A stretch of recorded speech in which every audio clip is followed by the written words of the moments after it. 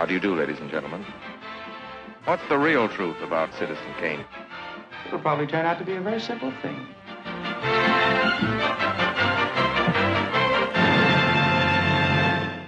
Hi, everyone. Hope you're doing well. I'm Parker. I'm Max. And welcome back to another episode of Better Than Citizen Kane, the highly subjective show where we look at a movie and ask that titular question. Because when every movie ever made is a reasonable contender for the title of greatest film of all time, you have to wonder, better than Citizen Kane. This week, Parker has convinced me to commit to the podcast over love because it's what I live for. Fine by me. These red shoes he sent me are sick as hell. But for now, we'll be discussing the Dream Team P&P's The Red Shoes from 1948. That is to say, Powell and Pressburger. Indeed. We're tackling the boys. We're tackling the boys, the gents. Those gents from over the pond. Across the pond, rather. Overseas. You'd never seen this before. I had not seen this before, no. I had seen it before. Yes. Did you only beat me to it by a year, though? Yeah. Okay. All right. I was just curious. December 2024 is when I watched this for the first time. Gotcha. After much hype from people on Letterboxd, friends who had seen it. It's a movie that I think exists in fame. Not Absolutely. infamy, just fame. Fame. Just to say fame. It's famous for being quite good. And yet it's also not. Is it only fummy to I'm making this the thing. Is it only fummy to like Criterion collection owners? I don't know. It's hard. Of that. It's hard to gauge, right? Because it's something where they talked about this a little bit. I watched the documentary Made in England, which was really excellent. It's about the filmography of Powell and Pressburger. And the whole thing is, it's not directed by Martin Scorsese, but like it is his pet project, and he is the narrator and leading you through all of this. And he talked about how these films oftentimes, because of weird copyright loopholes of the 50s and 60s, would play on American TV quite often. So like there's a chance that it gained some notoriety within the community that way. However, I do know that it is something where a lot of its cultural resurgence happened like post 80s, when Scorsese has established himself, he basically brings Michael Powell over to the United States. He becomes artist in resident at Zoetrope for a while, and that gets a lot of eyes back on their work. So I don't know, it's something where I'm sure if I asked my grandmother if she's ever heard of the Red Shoes, she would probably say yes. I don't know if she'd say she's seen it or remembers seeing it, but it is one of those that I think is monolithic within a certain community, but it's hard to gauge kind of general public consensus on. I don't imagine this isn't and I hate the term, but this isn't a famous movie to normies. Sure. They know Citizen Kane. They don't know the Red Shoes. They know Singin' in the Rain. I'm thinking of other famous dream ballets. They might know An American in Paris. Yeah. But these are all American productions. The Red Shoes has this extra level of, it's a production of the Archers. So it's kind of separated from those things. Did not look into this at all, and now I'm just thinking about it. Do you imagine The Simpsons did the Red Shoes? Something that we talk about on this show every once in a while is the Simpsons rule. It's been a minute since we talked about the context. Simpsons rule. So I figure I should just. I'm unsure. Let's find out. I will look into it. It feels simultaneously like something that they would pull in in the 90s of they were doing very very deep cuts for film lovers, but totally. I don't know. Maybe I could see it. I mean, in however many, 35 seasons or something. Yeah, they've done it. They've done it. Good. Lisa has self-tapping shoes. Oh, great. Yeah, that's what I was imagining. Last tap dance in Springfield. Great. So there you go. What an exciting start to the episode.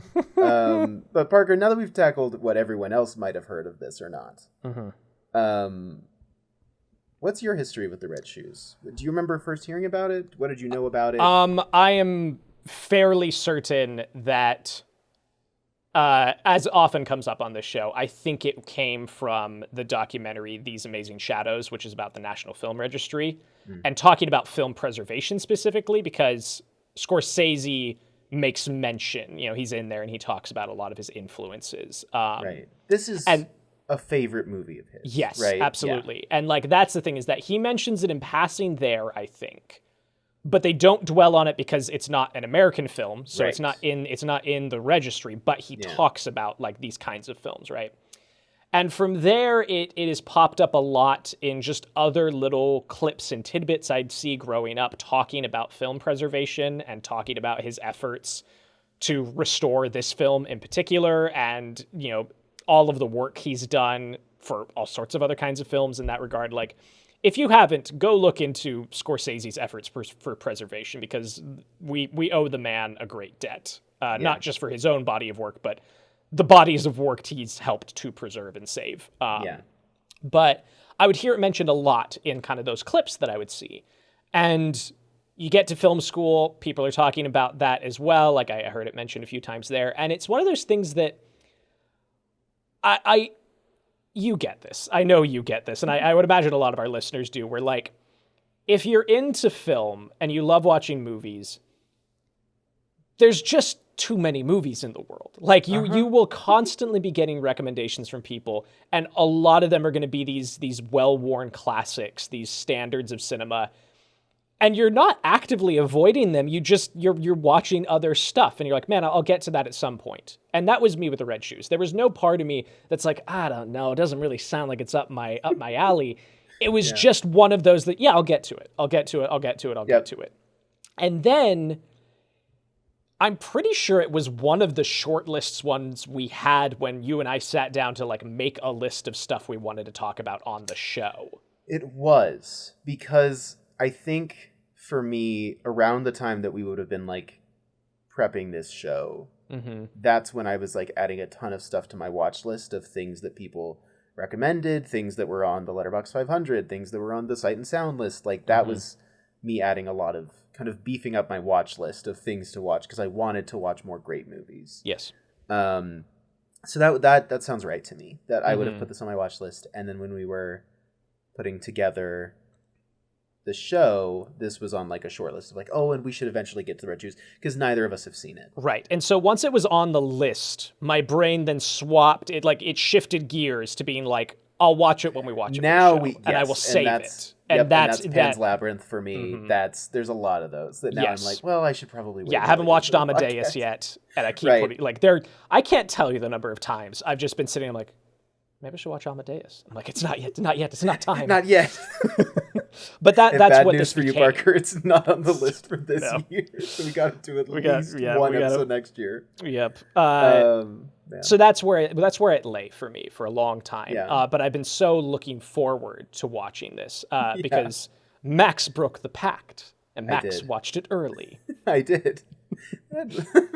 Something about the way you said that had an Ian McKellen Magneto energy to it. Max broke the pact. Max watched it early. Max watched it early. Anyway, but I did. I don't know. It was December 2024, which was a very hard month for me, and I was often just watching things on the TV that I would put on the floor of the room I was in. Sure. I'd have to set up my TV and my DVD player because I didn't really have space for them on a designated shelf. And so I watched this on the floor of my bedroom, and it was a pretty good Christmas watch. It was right up near Christmas, and it just kind of dazzled me and took my mind off of all this stuff that was going on for me.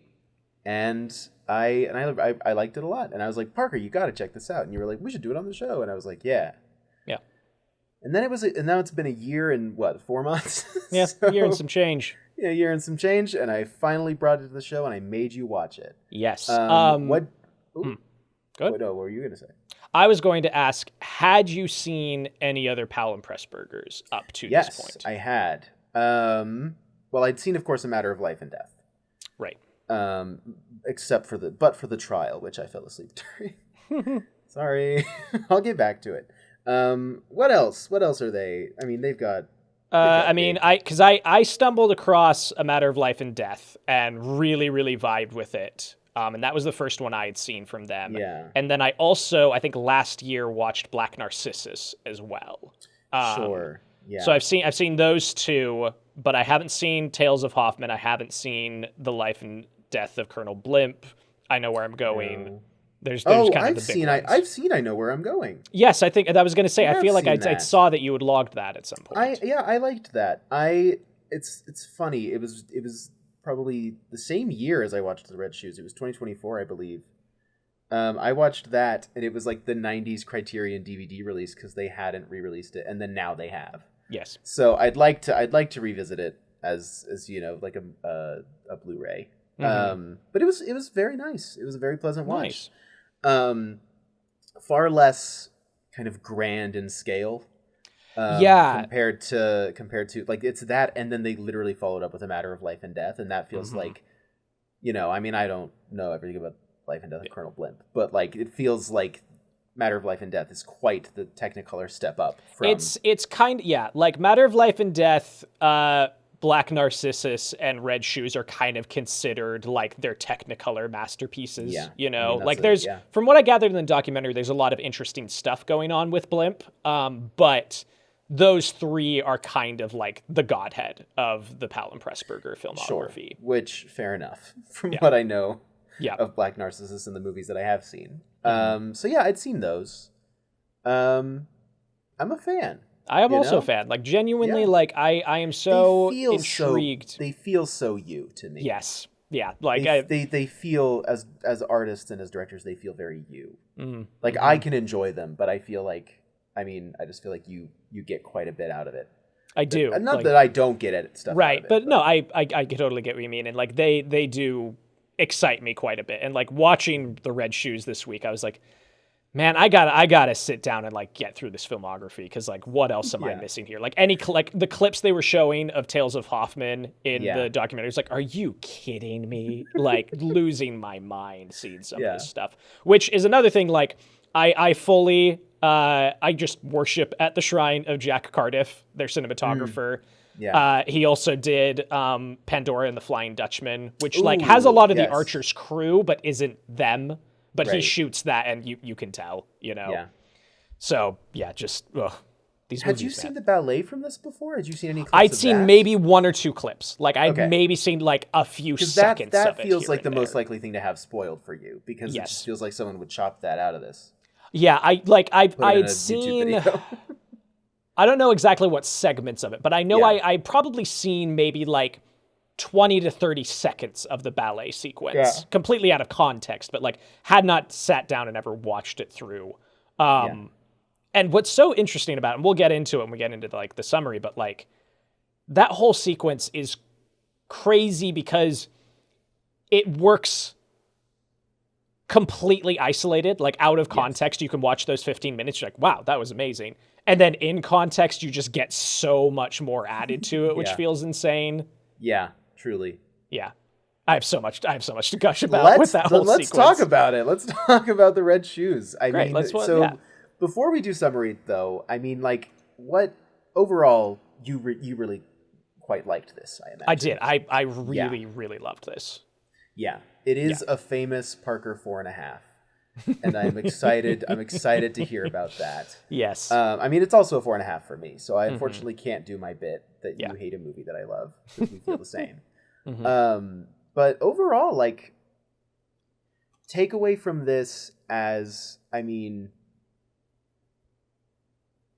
I don't know. I'm trying to find the most interesting way to talk about this, but like, I don't know. What are some, what things stood out to you at the end of this, or what would you say? Oh, I mean, about this overall before we do summary. It's one of those movies that artists love because it's about art and it's about the relationship to art. And like that's catnip for us, like it's just like, give it to me. I love it, love it, love it. And it's so well done and like I can't really think of many other movies that are such a love letter to another artistic medium in this same way. Sure. You know, like I've heard things about, you know, mention it again, like I've heard Amadeus has a lot of like love and reverence for like orchestral composition in a big way. And like, you know, I think that, yeah, it just like, it is such a, because other movies that come to mind are always mired in it, right? Like you could look at like, well, Whiplash is an ode to jazz music and musicianship, and it's like, and but like, how does it feel about that? And it isn't very good. And like Tar is such a great like kind of dive into the classical music world, but again, doesn't have great things to say about it. Yeah. Like, it gets so much right from what I've heard, but it's not exactly a celebration of the art form. Which is so strange because this does, you know, have a tragic ending. Like it does. And yet it feels so in love with the art form. I mean, yeah, is that because both protagonist and antagonist? No, because Whiplash is that too. Yeah. But I don't know. There's something about it. Oh man. Okay, I'm very curious to dive into this. I guess my other question for you would be like, you also are a huge movie musical fan. Absolutely. Well. Like 100%. And this has, and I mean, as far as movie musicals from outside of the US, I am not familiar. Like Hollywood 1950s movie musicals is really what I'm most familiar with. And something about The Red Shoes that is so interesting to me is that it doesn't have that kind of dated sensibility that those movies have. Yeah, you know? I can see what and you I mean. say that with all due respect and love to Singin' in the Rain and its compatriots. But like the dream ballets of American in Paris and Singin' in the Rain, which are the only two that are coming to mind right now. There's so many more. I'm sorry to just mention Gene Kelly vehicles. But like this movie it's not a dream ballet, and yet it is more dreamlike in its craft and in its assembly than any other, almost. Like, and dreamlike in a sense of there's real terror to it. Whereas I feel like a lot of dream ballets don't go all the way there, if that makes sense. I don't know. What are your thoughts on this? I see totally where you're coming energy, from. Right? I think part of that is that like it seems like Powell specifically was very interested in experimentation within the arts. Like they talk about a lot how he started getting fixated on something he referred to as composed film, which is segments that are told entirely visually. He's like, there will be no dialogue. It's just images given to you. And like that was the dedication he had of like, okay, this ballet sequence in the middle of the film is going to be 15 plus minutes of composed film. There will not be dialogue. There will not, like, it's just going to be images and music in tandem with one another. And so his filmography leading up to this point, the stuff that he and Pressburger are doing together, is dipping its toe in experimental editing techniques, focusing on stripping dialogue out and focus on image first. And I think that comes through in a big way because like it feels like, and I say this in a broad generalization, but like those 1950s movie musicals, with all the love and respect in the world, because I love them so much, are focused more on the audience experience of how are we composing an image to show you this spectacle. And it feels like The Red Shoes is entirely internal. Like they talk about that in the documentary, that the ballet sequence is designed to be not how the audience would see it, but how is the dancer experiencing it in her head as she's performing it. And that comes through. Yeah, it absolutely does, which I think is what I was kind of alluding to with like, it's dreamlike less in the sense of this beautiful thing to look at, and more dreamlike in the sense that it feels like a dream that Victoria is having. Right. While also being the thing that she is rehearsing for the entire time. And when you compare it to something like Broadway Rhythm in the middle of Singing in the Rain, that is a dream ballet, but it is very specifically framed like Gene Kelly is talking to the camera, right? Like the camera is, here's what we're going to do. And then he is looking down the barrel of the camera pretty consistently. And a lot of the framing of these musicals is presented in that way. Even if they aren't going straight down the barrel, the intentionality is always felt that, okay, we are viewing this from an audience perspective. Yeah, I'm thinking about Vincent Minnelli's The Bandwagon with Fred Astaire. And like that movie's ballet is the production that they are doing. Oh, man, I'm going to butcher this. Maybe I shouldn't bring it up because I'm so worried. I only saw that once and I don't want to get it wrong. But like that is a movie that also, again, predicates itself upon this is the show that they're doing. And that is what the Red Shoes is doing. But again, it's not for the audience. It's for Victoria. Right. Which is really interesting.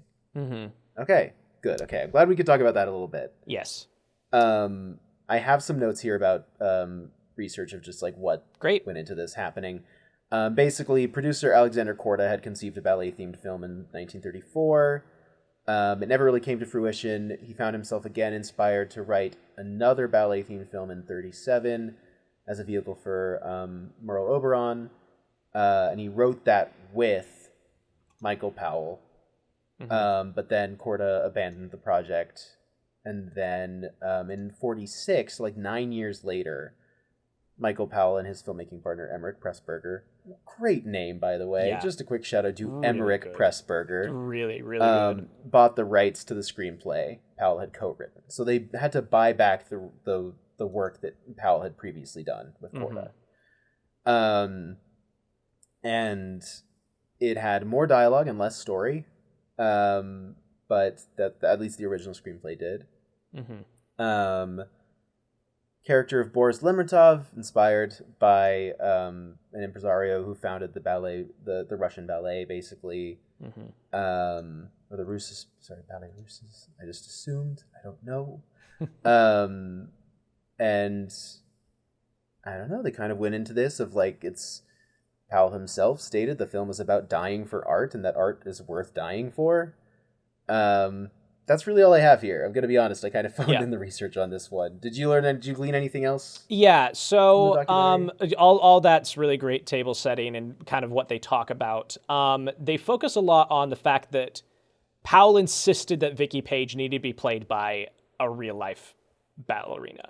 Yeah. Someone who could, like, a dancer who could act, not an actor who could dance, was the, like, he was insistent upon that. Which is a tough bill, like, to find someone who, with both of those skill sets.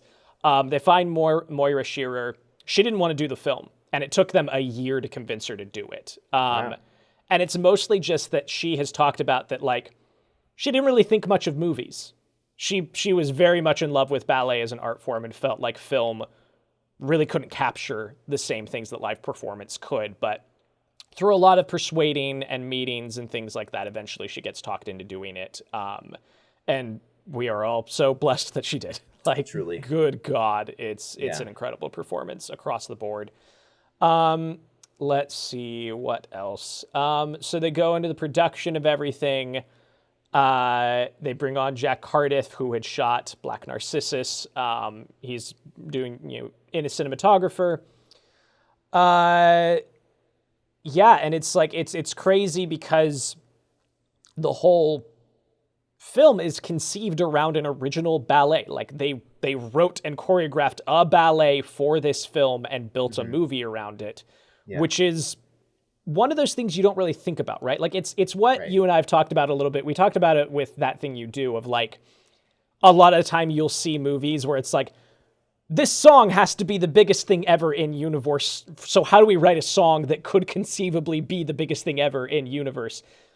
Now multiply that to an entire ballet. Like how do you make something that is so transcendent that narratively it makes sense that it's this huge launching point for her career, right? Yeah.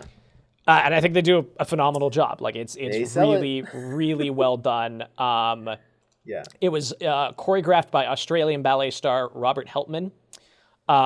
He also plays the lead dancer of the ballet Lermontov. So not the choreographer, but the head but dancer, the guy who's playing the priest, I think, in the ballet sequence. Cool. And yeah, it's really wonderfully done. They specifically wrote the score for the ballet to have a cinematic quality to it, which is that like they had this really interesting method of doing that, which was that the composer, Brian Esdale, composed the entire score for the film's ballet sequence based on cartoon drawings and storyboards approved by helpmen, which were then assembled in the correct order. Wow. So that's the starting point for all of this. A total of 120 drawings were provided to help guide Esdale in writing an appropriate musical accompaniment. As the filming of the ballet sequence progressed, the hand drawings were replaced by the corresponding completed shots. So they would just go with, like, it was basically just, it was a storyboard. They were making an animatic and scoring to that, which is really fascinating for the time period. Yeah. He won the Academy Award for Best Original Score. The first British composer so honored, which is very fascinating. Yeah. So they get through the production of the film.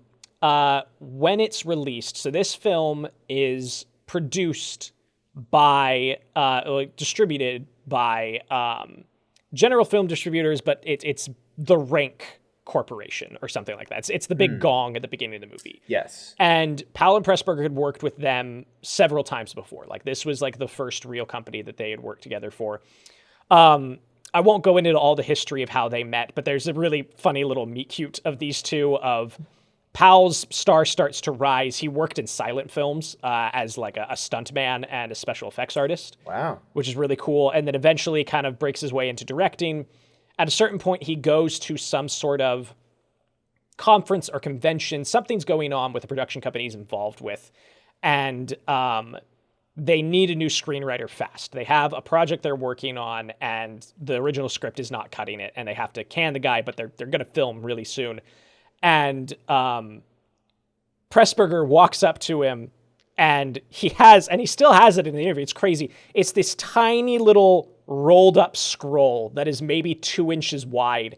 And he's like, and I hand this, he's like, this man I'd never met before walks up to us, and he gives me this little scroll. He says, "There's your script." And he's like, and I unrolled it, and it just kept going. It was just forever long. And he'd made all of these little details. He'd completely rewritten character arcs. He'd revised dialogue, and it all worked. It was all perfect. And, this interview is happening some 40 years later, and Powell still has this little scroll of the first time they met. But where did Pressburger, how did he I don't know. He said, heard this was going on, got a copy of the script. I don't know. It's like, I have the perfect version of your script. Yeah, wow. It's crazy. Just a little tidbit about that. Anyway, so bonkers. This film is produced by the Rank Corporation, or whatever they Rank Organization, excuse me. Yeah. And they had a working relationship with Powell and Pressburger, had been working with them for a really long time. And the reason it had worked was because the original founder of the Rank Organization gave them kind of carte blanche, where he's like, hey, this studio is predicated on the idea of letting artists be artists. We will provide you with the capital, and then you can go and make something, Mm-hmm. And so by this time in, 1948, a change into the guard has happened. New people are in. Powell and Pressburger hand in the red shoes, and the higher-ups hate it. They think it's awful. They said this is anti-commercial. Like, it will not play anywhere. It won't do anything. And they just kind of left it to rot. Well, because the shoes were clearly part of the Communist Party. Yes, of course, naturally. Yeah. They said, no, we can't be doing that. Yeah. But the film was kind of saved by two Americans, Bob Benjamin and Arthur Krem, who turned the reputation of the film completely around, because they rented out a single theater in New York and ran it continuously for a year. Wow. And it just playing in New York over and over again. New York critics started to love it. And then American critics started paying attention, and they loved it. And then British critics, and then it just was this huge cascade that happened based on these two guys who just loved this movie when it, and this is all within the first year of it coming out. But it could have really sunk if it weren't for the fact that it was like, yeah, these two dudes just ran it in New York for a year, which is crazy. Yeah. Hey, show movies to people. Show movies to people. But the experience was so frustrating for Powell and Pressburger that they left the Rank organization over this. Yeah. They broke ties. They said, we're done. We're not now doing it's this anymore. Rank in a different sense of the word. Now it's PU. Yeah. Yeah. Stink organization. Stink organization. Yeah, so that's what we've got there. Cool. Let's see. I mean, it's also based on a Hans Christian Andersen we could fairy tale. toss that in, yes. Yeah, which, that's the opening credits of the movie have that beautiful, like there's a book. Like the book is there with his name and. I love a practical title card. Ugh, me too. It's so good. Yeah. Yeah. So it went on. It became the 6th most popular film in the British box office of 1948, just because it got that momentum, and eventually it, pun unintended, it got legs. The red shoes walked so the red shoes could run. Yep. At the Academy Awards that year, it was nominated for Best Picture, Best Score, Best Story, Best Art Direction, and Best Film Editing. It won Art Direction and Score. Damn. Good. Yep. Those feel very appropriate. It also won Best Score at the Golden Globes that year. Well, I'm a Globe head. Oh, yeah. I don't even care about the Oscars. I actually think the Globes are more important than the Oscars. I actually think the Globes are the best award show that's ever happened. Naturally, yes. I'm a huge fan of the foreign press. Are they who do the Globes? I've always known that about you. Yeah. I'm like, give me more weird shows. Of course, now they're too normal for critics. Yeah, so that's what I've got for research. Okay, I could do another 10 minutes on the Golden Globes if you want. I think maybe let's save that for the Golden Globes episode. Oh yeah, which we're doing that's next what we're year. doing for the 100th episode. For the 100th We're just episode, talking about not the Golden in Globes. season. We're just talking about the Golden Globes. Put it on the list of ideas for the 100th episode, which we have not figured out yet. We've got time. We got time. We got nothing but time. November's not. Yeah. Okay. Good noises for a podcast. Yes. So, the red shoes. The red shoes.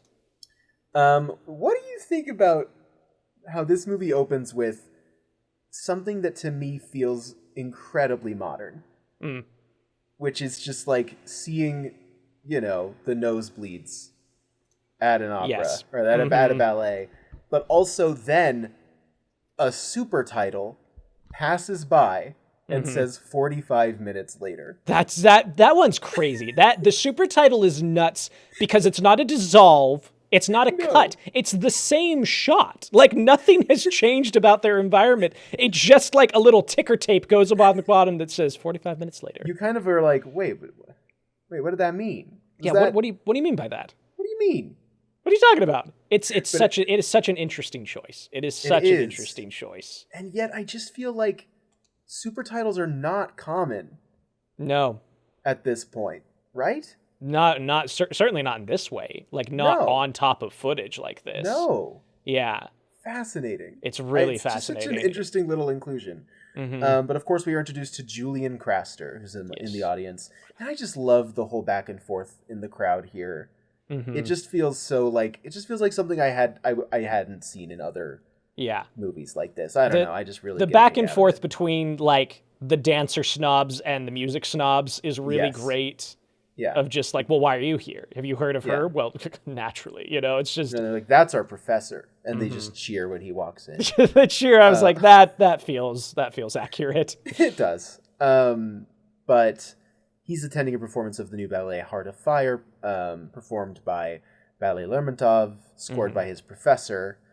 And he quickly realizes, and I love how he plays it, of like he's just sitting there listening with his eyes closed, and then his friend's like, Julian, isn't that yours? And he's like, no, it's a coincidence. Yeah. It's not a coincidence. His professor stole his shit. Yeah, stole a bunch of his music. And it never really comes up again. And it's not like the movie's about him, Yeah, like it's fascinating to me that like it feels like that would be what the movie's about, and but isn't. It's not. It's more of just informing his character for how he responds to Lermontov, right? Yes. Like later, like it's interesting and how it informs his character rather than the plot. It's purely for him. Totally.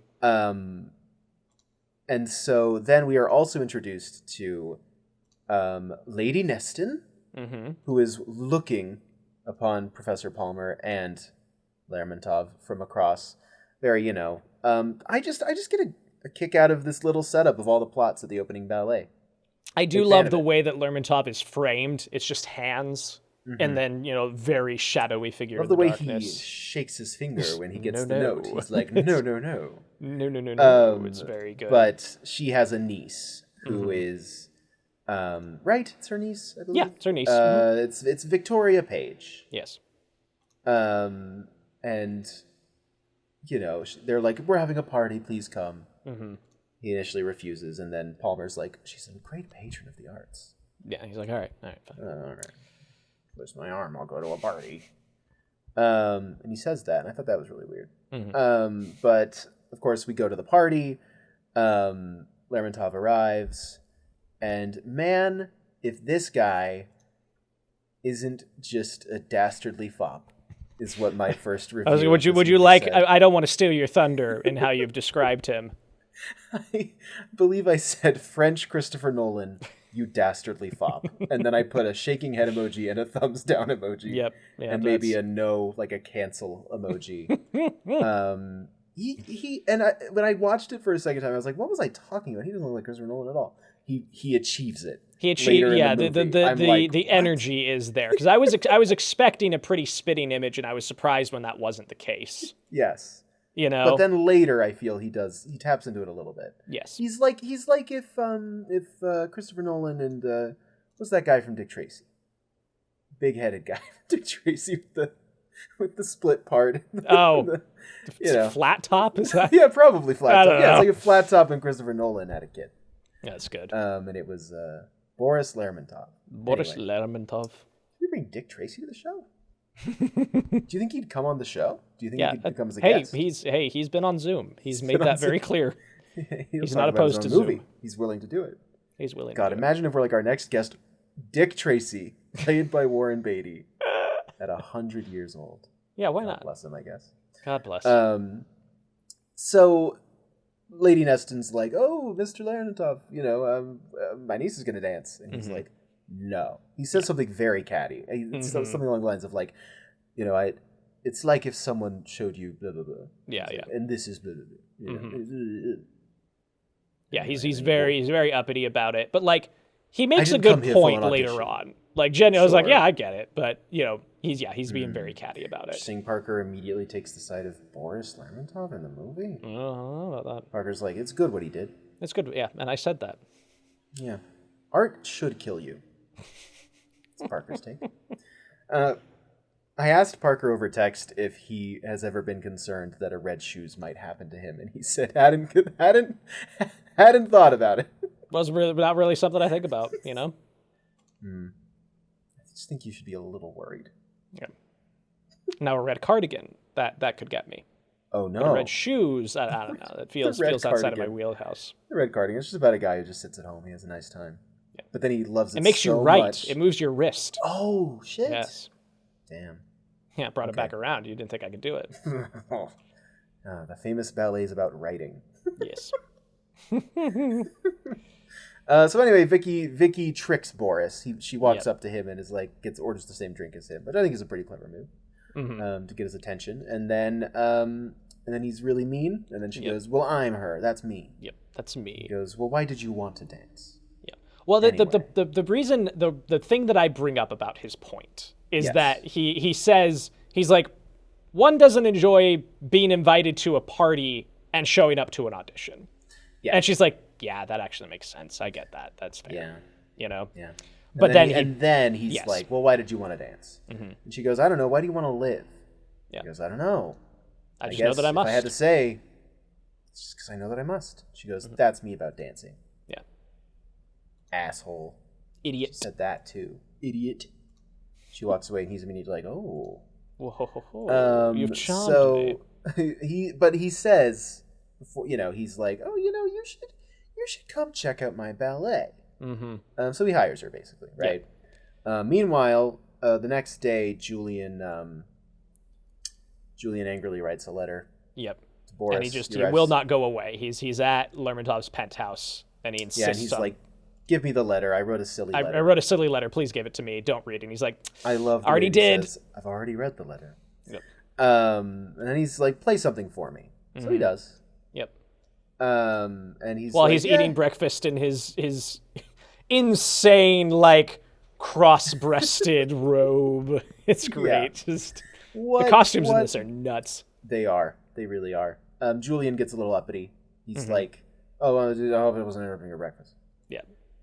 Is my recounting getting across the high art of this movie? I think so. Every delivery from the character is just that's how I remember it. But he also hires Julian, right? So then he has a line in there that I love so much where he's getting like Julian's expressing his frustration about this, and I've got to see if I can find the exact line that he says. It's really great, but he basically I've got the movie pulled up here, so I want to see if I can get this. But he's talking to him about, well, are you going to do anything about this? Are you going to do anything about the Heart of Fire, this ballet that you have that is made up of mind? And he is basically telling him to just kind of forget about it. And he's like, why should I forget about it? And he says, that's why it's worth remembering that it is so much more disheartening to have to steal than to be stolen from. Of like, you have talent and you should take solace in that your stuff is so good that someone stole it from you and you don't have to steal, right? And that's kind of the thought he leaves him with. But he tells him, I need like an assistant conductor. Yeah, conductor, basically. Yeah. So we go to Paris, and so Julian and Vicky are both there. Yep. Vicky arrives and is very much like, he hired me? And she thinks she's very special. She thinks that she is like, he picked me. And it's like, yeah, go stand over there with the other 4 girls he picked. Yeah. Like, sort of a Phantom Thread situation. I don't know. Maybe not. Go stand with the other girls. Yeah. She's like, well, I'm going to go talk to them. And she does. He walks right past her as he comes up to the stage. And we also get to meet the little choreographer guy. I love this man. I love this man. It's great. What do you love about him? I just like he's so French. He's so French. He's so gay. It's great. Like it's just.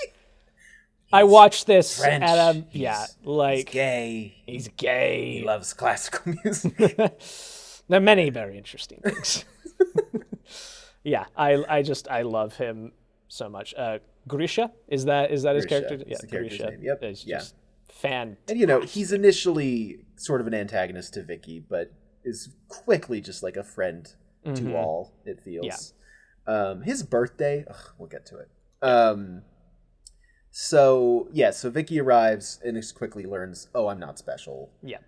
Julian arrives and determines himself to be special by gathering the orchestra at like 8 a.m. in the morning and being like, let's just go through Heart of Fire again. Yeah, I just want to go back through some this. Things. Yeah. Fixing wrong notes, that sort of thing. Gets caught, of course, by Lermontov, who's like, don't let your ambitions. Yeah. It's the other conductor's lazy eye is crazy. Did you notice that? Yeah. Yeah. Like I picked up on it. I was like, huh. Yeah. Paul Giamatti, hello. Oh, holdovers? Holdovers? What? Maybe don't say that to someone with an eye like that. Maybe don't just walk up and go, holdovers? You're like the guy in holdovers. That seems pretty rude. I mean, can we also talk about Ludmila Cherina as Irina, who shows up and is maybe the prettiest anyone's ever looked in a movie. Yeah. No, she's pretty stunning. I mean, it's just kind of unreal in her first scene, and then she's quickly not part of the movie. She's got, like, I mean, by the nature of the way the movie is, not in her characterization, because she seems much kinder than this. She's very like Carlotta in Phantom, like, okay, here is the ballerina prima donna that we all have to work around. And she can show up late, but that's fine. Yes. I mean, they are all very mad at that. Yeah. And then, she's like, oh, by the way, I'm getting married. Yep. So I'm leaving the company. And Boris is like, he's love, very upset about this. He is. And it's interesting because when watching this for the first time, I'm like, oh, okay, so they're having an affair and he's not happy about that because it's all been shut down. You expect it to be like what's his name in All About Eve, where it's like this weird sexual affair relationship. Yeah, but you very quickly learn it's just that like he is so unhealthily obsessed with like you give your life to this thing and that's how you're great, that any impediment to that he feels is a personal slight against him. Which is also why like Victoria is his chosen protege. Like obviously he goes and he watches her dance Swan Lake. Yeah, which can we talk about those whip pans real quick? Oh my god! My god! Like, unbelievable. Just and like the way it zooms in each time to find him in the crowd. Yes. Oh, it's so good. It's so really good whip pans. Like he sees her dancing, he sees her talent, and yet also the reason that he fixates on her over everyone else is because of that initial answer at the party. Yes. Right? Where she says, it's what I must do. And he's like, you are the same as me. Yes. Right? Like this movie is about two different men projecting upon Victoria. You're the same as me. Which means that, or like you serve me in the same way that I want you to serve. Does that make sense? Yeah, I track you. And so we're keyed into that here with his reaction to Irina's leaving for marriage. He just doesn't he doesn't like people to be happy. He doesn't like people to have personal lives. No, not at all. He's just not into that. But Vicky makes it past because before we find out that Irina, before we find out she's getting married, the company goes on the road, and Lermontov kicks the 3 of the 5 girls that he's had, and Vicky's one of the ones who gets to go on tour with them. Says, "Hey, you're part of the company now. Congrats." And then, like almost immediately after that, we get that Irina announces to everybody, like she stops rehearsal, like they're in the middle of rehearsal, and she just stops dancing. And she's goes, like, "Oh, hey, everyone! I got to tell you something." And everybody's so excited, but Lermontov immediately leaves and is very frustrated. And that's when Craster shows up, and he's like, "Hey, I'd really like to do more. Something. I'd like to do anything." And that's when Lermontov puts him onto the red shoes. He's like, "Hey, take this. It's an old score we did. Punch it up a little bit." Which I love that it's like this spooky little jump scare echo Akira moment. Yeah. Where he says the red shoes and he flips the cover over and Julian's like, like it like echoes in his brain. Yeah, like and it just like the sound drifts away. Yeah. And he's like, "What? What did you say?" And he's like, "Oh, you're just going to recompose this. Yeah. We have this piece. You got it."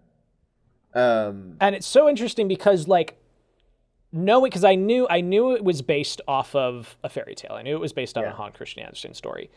And I had assumed in some way that was related to the plot itself, right? So when we get to this point, it's like, oh, okay, so it's inside. It's seated inside of this. But it is interesting that Lermontov lays out the ending of this movie in this meeting, where he's like, "This is the story. She puts on the shoes, can't stop. She dies." And like, I he's so flippant about it, where he's like, "Well, what happens at the end?" He's like, "Well, she dies, of course." Well, so it's part of the movie that I think the movie's doing very intentionally, which is it seems that everyone in this movie knows how it's going to end from the beginning. Even Victoria, and I want to talk about that. Yeah. But like it feels like it is a fighting of the inevitable from all sides, even as Julian becomes more of in my opinion, a more hateable figure by the end of the movie. Yeah. This the weight of we're adapting the red shoes. He's like, and how does it end? Well, she dies, of course. The reason that's presented with so much weight is because the movie is like, and we know. And we know where this is going, right? Yeah. Yeah. Which I'm sure is what happened when you two were first hired to do Spider-Man Turn Off the Dark. Bono was like, oh no, death. Death. That's death really in theater. Injuries. Yes. It's just those cursed productions, right? And there's this really interesting moment after that where they are at they're like in the middle of performance, and Lermontov's just hanging out backstage while the performance is going on, and he's talking to Grisha, and Grisha's like, you really shouldn't be so hard on Irina. And he's like, Irina's trash. Irina left us. Like, this is ridiculous. And Vicky's standing there in line waiting to go on with the chorus, and he knows she's standing there. Yes, and he goes on and on about, like, the next person we have needs to be dedicated. Like, I need someone who will give everything to this, and I will make them a dancer. I will make them a great dancer. Yeah. And it's just kind of very... He's like, doing it intentionally. Yeah, like, it's... This word feels maybe inappropriate to the situation, but, like, in action, like, he is grooming her. He's breadcrumbing this idea along for her and manipulating her into the machinations of what he wants. And I guess my question that I want to bring back, and I'm just going to put it out here, and then I want to bring it back at the end of the episode, is Victoria consenting to this manipulation? My question is this a movie about a victim, or is it a movie about someone who knowingly chooses her fate? The ending is so interesting in that regard. Yeah. And specifically, like, the conversation in the dressing room and the conversation on the train before that. Yep. So I'm glad, put a pin in that, because I do want to come back to it. I just want to suggest that here. I'm very glad you brought it up. I'm very glad you brought it up. So they move on to Monaco. And in Irina's absence, Boris casts her, Vicky, as the lead. They're off the train, and immediately he's like, "Hey, here's all these important people. And somebody asks, "Where are you staying?" She's like, "Oh, I'm staying in such and such place." And he's like, "Nope, you're staying here. You're staying at the nice place." Yes. And like immediately is just shooting her straight up. Tells her, "You have to take a meeting with us." Drives her out into the middle of nowhere, this empty chateau. Yeah. And she's all dressed up to go out, and he's like, yeah, hey, we're gonna cast you in the red shoes. They don't have as much confidence in you as I do. They drive her all the way out here. Mm-hmm. She goes in dressed up, and they're like, okay, and they're like we have not seen Lermontov so casual. Like all of these men are in like beachwear. Again, very intentional and part of the manipulation. Yes, of like, I've gotten you here. You're doing this, and I just think it could have been an email. Truly, truly, left her and I know they didn't have them then, but like him being like, yeah, you're gonna be in it. They don't have confidence in you, but it's gonna be good. It's gonna be good. You start go sleep. See you later. Yeah, we're gonna start tomorrow. Go get lots of sleep. You can't go party tonight. Okay. And as she's going into the room is her first real interaction with Craster, where he's sitting there. He's like, they've been in there for hours. Very interesting because everything we've talked about so far is happening pretty quick. Mm-hmm. Like the ballet starts at an hour in. Yeah. Like the performance that we see, right? Like it's like an hour and 7 or something. Real quick, might be the greatest midpoint in history. Like might be the greatest midpoint in a movie in all of I can't get over it. Yeah, it's unreal. And so like this is, I mean, I guess what, 30, 40 minutes in? This is 50 minutes in. 50? Okay. Yeah, we're at the 50-minute mark now. Okay, so it doesn't go as fast as I thought it did. Yeah. But yeah, they basically meet for the first time at like the 50-minute mark. Yeah, like at the chateau, they have a little conversation outside. Yeah. And then they have like their real kind of romance scene later, because they have on the balcony. And I love... Dude, I love whatever it is, like a dolly on the ground with a little smoke pipe just to do the train as it passes. And like I love too, because I watched that and it's just this gorgeous blue Technicolor night. Yeah. Like it's just stunning to look at. Yeah. And that image is so dreamy. And I'm like, man, what a great way to like imply a train. And then we get to the end of the movie, I'm like, oh God. Not the train. Oh no, it's the train. It's the train. Oh, they made it big. Yeah. There's actually a secret subplot about how this train got really big. Yes. The town, Monaco, they were like, well, we're going to be the first city with a tiny train. Model train. And then it got out of hand. They have their little meet cute of like, aren't you supposed to be asleep? Yeah, aren't you supposed to be asleep? All right, we won't tell on each other. Lermontov doesn't have to know, Yes. Because he went in after she left, and he's like, hey, we're actually, like, not going to have you just do rewrites. Give me a brand new score. Because, we're not having you patch up the old stuff. We want you to do new stuff. And I love, he's like, when can you get the score to me? And he gives it to him. He's like, here, there you go. It's right here. It's all set. I already wrote it. Like, this is what I want to do. I've been planning on this. And he says, all right, I want orchestration by the morning. Like, go. Like, I don't want to see you until you have it. Yeah, and then we get into the production. I love this tracking shot of all of the Red Shoes options, and it's just Lermontov's feet with, like, the scenic designer, and they go back one, and he hits it with his cane. He's like, that one. I want that one. Yep. And it's just, and it's crazy, because you look at all of them lined up, and somehow the one he picks, it has this certain gloss to it. It's kind of satiny, whereas the others are matte, and it just catches the light so perfectly. Yeah. It's like the better live action version of when a cheap animation has a door that they're going to go through that's clearly animated. Yes, and not truly. Part of the It's like, that's the one, guys. That's the interactable moment. That's really funny. Yeah. Yeah, I mean, he picks the right shoes. Mm-hmm. Happy to see him. Oh, I forgot to, just kind of scrubbing through the movie, that scene of them on the balcony at night opens with a tracking shot of the newspaper floating across the ground, and then it runs into her leg. And I'm just like, ooh, that's good. That's good for later. I'd forgotten that was in there. Yeah. They get into rehearsals. Her and Craster are really at each other's throats. Like, you know, they were friendly before, and now they kind of hate each other. Because he's like, you're not quite my tempo. Yeah. And he takes a real J.K. Simmons. Yeah. Throws a red shoe at her head. It's nuts. Whoa. That is nuts. Do you think it's good that we just throw in fake things into the summary? I think so. I like it. Okay. Good. Yeah. Keeps It's people guessing. for people who watched, and if no one's watched. Hey, listen, guys, real quick, a disclaimer. If you're using our podcast in lieu of watching these movies, what are you doing? What the actual hell are you doing? If this is you're like, well, I listened to the Better Than Citizen Kane episode about Red Shoes. I don't need to watch that movie anymore. You're off your goddamn rocker. We don't need to worry about it. Anyone who's listening to this, watch the Red Shoes. It's fine. That's crazy. They know what happened. Don't do that. Point. It's a great point. No one's doing that. No one. No, better not be. That one guy out there is doing that. Please go watch this movie. Please go watch all the movies. Oh, go watch all these movies, please. It's the main takeaway.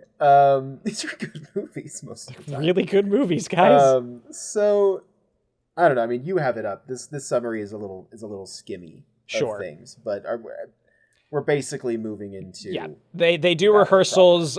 She eats breakfast, and he's like, and Craster's going to play for you. I want you to like drink in this music at all hours of the day.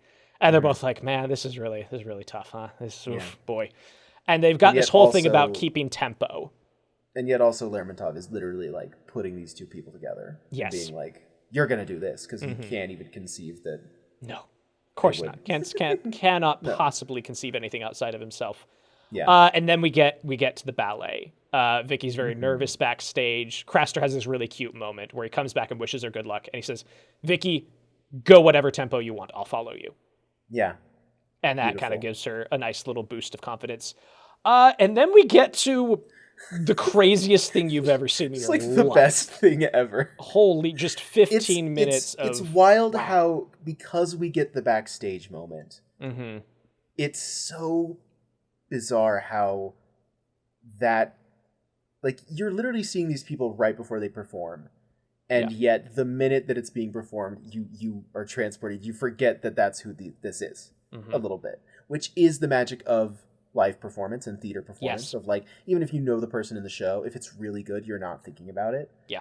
And that is, like, this movie gets that. Where it's like, we just saw Vicky and Craster backstage. And now she is the girl in the red shoes. Like, it really just, like, all the setup kind of does its work and then steps aside to allow for this fantastic showpiece to happen. And something else that happens here, I love all that's a really, really great way of putting it, that it really does understand that feeling that you get. Something else here that is evidence towards the pin you put in. The movie goes out of its way to show that Lermontov is not a monster. Like, he is surprisingly kind and decent to people a lot of the time. Like, when he dismisses those girls, he's very gentle about it. And he's like, this does not mean you're not talented. Do not let this discourage you. Simply didn't have the room for you. And that might be a bald-faced lie, but, like, he's presenting it in a way that is very Well, and considerate. He invites them to come back. He's like, He's like, please come back next year. Please come back next year.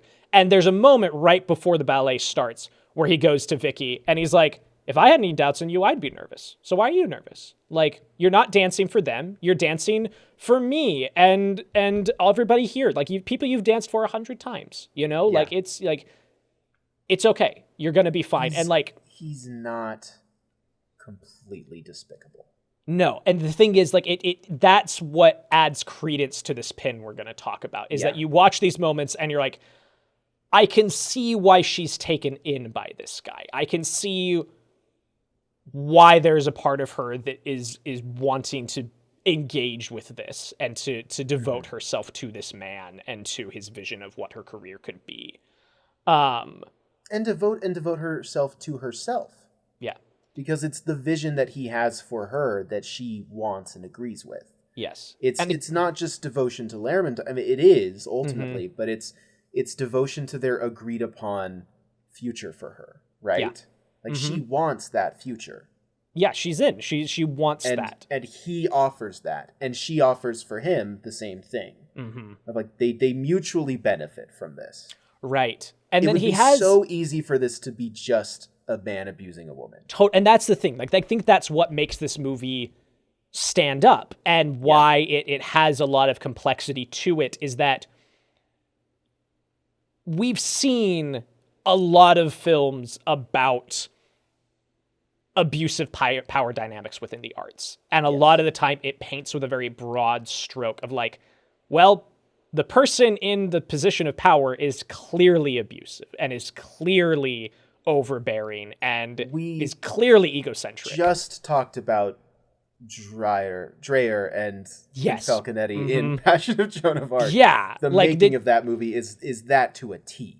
There are so many examples of that. And yet it's fascinating looking at the way that Lermontov presents himself, because I don't know if it's genuine or not, right? Like, it is something that he has learned to sell, because as he's walking out of this scene, he's talking to the main conductor, and the conductor says to him, I don't know how you've done this in 3 weeks. You're a magician. Like, to start from nothing and then have this in 3 weeks, like, you're a magician. And he says the best magician in the world can't produce a rabbit out of a hat if there isn't already a rabbit in the hat. You know? And he's like, look, he is very modest publicly to people. He's very like, look, I know what I bring to the table, but also like, it's everybody here. And like, that's the reason whenever you see his spikes of abusiveness and when you see the mask slip, you can understand why people like Grisha come back. Even when they say they're done, they'll come back, because it's like, okay, he knows how to talk the talk. Which honestly feels very accurate to theater and live performance as a whole, generally. Yes. Like, there's a reason that people work with people again when stuff like this does kind of happen. You know, obviously not to this extent most of the time, but like, it's so often is that of like, well, you know, it's not that often, and we do achieve literal magic. So, I don't know. It's very interesting. Yeah. So all that ballet. The ballet. Oh boy. I just want to let you just like go nuts for a bit. If you have you get curtains up and you've got the one spotlight on the shoes that pop out from behind the curtain, and we get the shoe shop, and then that opens up to the village, and everything here is being presented in a very formalistic style. We are still looking through the fourth wall in at the performance. It's very much, we have not broken a 180-degree angle. We are still with the audience, right? And it's wonderful. It is everything that you and I have talked about missing in modern-day editing, where like these shots just go for minutes at a time. It's just these wonderful mediums and wides where you can see an actor from top to bottom, and you just got to watch this choreography. You get to see the ballet. And then peppered throughout, you've got these really great little inserts. And I love that the first real one that you get that breaks that 180 is when she jumps into the shoes. It's amazing. And the shoes tie themselves around her feet. And that's the moment you think for a second, you're like, now what is the audience seeing? What is the ballet audience seeing when that happens? And that thought comes into your mind and then quickly just disappears because we're already moving. Away. We got to go. Yeah. It just goes away, right? Yeah. And I love like that moment of breaking the form. And I guess you have also the double image of her dancing in the shop window. She's kind of dancing with herself. And again, you're like, well, what is the audience seeing? And all of these things, right? I love the cobbler is so Caligari to me. Like he just looks like Cesare. Yes, he does. That's a great point. Like he's got so much Conrad Veidt to him. The carnival and once she's got the red shoes on, now we are breaking the form even further. We're getting Dutch angles. We're in amongst the crowd. It fully falls, not falls apart, but rather like we enter it. Yes, like we are like, in.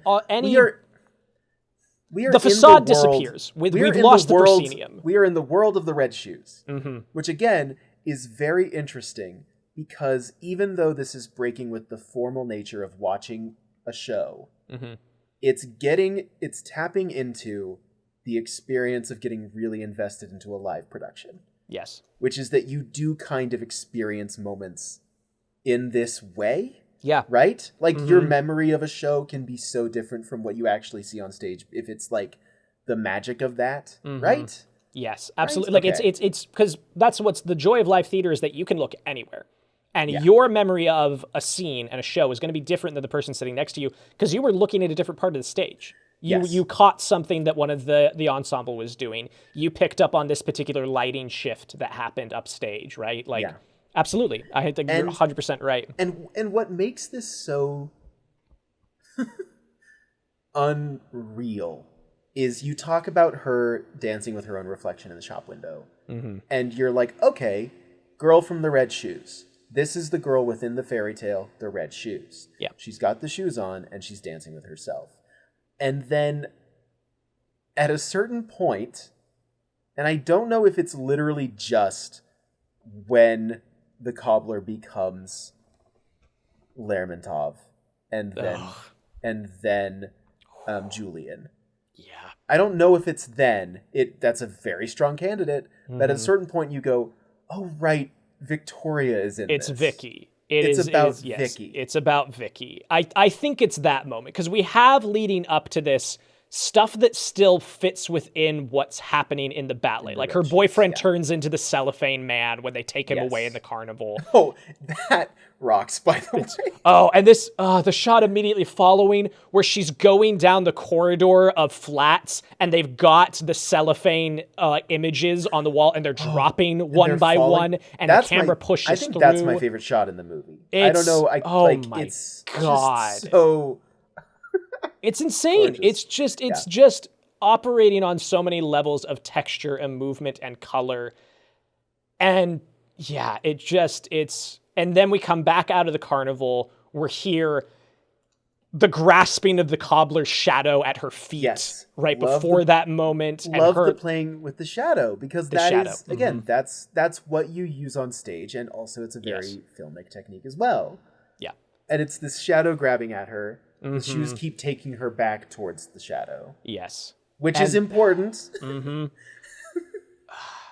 And the close-up, like this close-up shot they have of her, it's the Criterion cover. It's there for a reason. It's one of the, it's just this close-up shot of her, the beads of sweat on her forehead, the ring, like the rim light on the side, showing the red of her hair, pulling her face back. I got chills of you describing it. It's incredible. And the thing is that's when you're like, this is Vicky. Yeah, it's Vicky. And immediately the shot after that is what you're talking about. The reverse shot is cobbler. Yes, cobbler. Lights go down. Lights come up. Lermontov. Lights go down. Lights come up. Julian. And she falls into Julian's form. She disappears into Julian's outline. And then she's in just a nowhere land. Like now we have completely abandoned anything we could imagine that is the stage at this point. And it's Arrakis. It's holy crap, man. Just some alien world. And it's like, and she just the dance with the newspaper man and that spinning to turn into the other dancer. Like what I love so much about this is you can see so clearly the through line And like, it almost makes me emotional to like think about it and talk about it. Like, this is Powell's entire film history. Like, he's implementing silent film special effects techniques that he learned when he was 19 on this project. And you see it. Like, that, like, the darkness cut to the three men, it's just a jump cut. That's it. It is. But it's so effective. And even the spin, again, is just a jump cut. But they're all over the place. My favorite one, it comes a little later, but I think that my favorite trick in the entire movie is her taking the knife and going after the shoes, and it turns into the branch, and then she lets it go, and as it drops, when it hits the stage floor, it's the knife. It's seamless. Like, that jump cut, really I can't understand. Yeah. It's crazy. And just all of, like, it is this huge spectrum, and you've got these really grotesque masked figures coming at her. We go into her perspective of these jump cuts of people coming at the camera in POV. They disappear, like, and then Craster shows up. He appears as her dance partner as she's going. And just all of the walls are breaking down. And this wide shot I'm looking at right now, man. Like, it's up wide looking from the back of the stage down at the audience. And we see the circular ring of floor lights coming up at her, the floodlights. Craster is down at the front conducting the orchestra. And we see Lermontov in the box with a giant shadow behind him from the light. Yeah. And then that turns into crashing waves superimposed on top of that. Like, it's just, it's crazy. It's unbelievable. It's unreal. It's unreal. Then we get this monochrome. That's where we get with the knife. She comes back. Her dress is in tatters. She's been dancing for days, hours. Like, it's just been going on. And everybody is coming into church, presumably for her funeral. They're all in black. And she comes to the priest and begs for help and just gestures at the shoes. She's like, get them off. Like, get them off me, please. He takes them off. The cobbler takes them away, and she dies. And then we close with holding the shoes out, Iris out on the spotlight, curtain comes down. And that's like, and okay, let's get into right now. Yeah. This is, it's maybe the most unfair 4.5 I've ever given in my life, because this sequence sets a bar that is so unbelievably high that the next 40 to 50 minutes just feel like a disappointment to me. Yes. Like, it's just, I was watching this and I had like, I was watching this and I had to make food for Ellie before we did rehearsal. And I knew that was on my like agenda of things I needed to do. And so I'm watching this, I'm like, okay, yeah, like this is probably wrapping up. This feels like the climax. And then we get to the curtain down and I pause the movie to go to the bathroom. And it was a real RRR moment of, what do you mean there's another hour of this? What are you talking about? That wasn't the end? That wasn't the climax? Yeah. No. And no. Not. And like, and the thing is, the rest of the movie is good. I'm not trying to knock the rest of the movie. It's just the absolute stratospheric heights. Sequence hits. It is, as you said earlier, it is the best midpoint of a movie of all time. And the only problem with that is that it is the midpoint of the movie. Yes. If it was a climax, like genuinely, and I think the ending, like we need to get to the ending. Yeah. Like the ending is important. I'm glad it's here. Yes. But if this was the end of the movie, 5 stars immediately. Like it just, it leaves you like, I am such a huge proponent of, if you can leave the movie on a high note, like, if you have a crescendo to build to, I am so forgiving of anything we had to do to get there. You know? Yeah. Yeah. And this movie reaches a high note and then says, okay, back to the bottom of the staff. Yes. We're gonna go back, we're gonna come back up to a high note of sorts. Yes. And it's interesting. Yes. I find it very interesting. I think that it's all great stuff. Well, my thing with this movie is that midpoint, like ballet aside, I think that the second half of the movie is more interesting than the first. I can see that. I think that what this movie does with Vicky and Julian and Lermontov after the ballet is very investing. Like, I find it so interesting. Yeah. And like, I find especially, again, Vicky and Lermontov's relationship particularly interesting.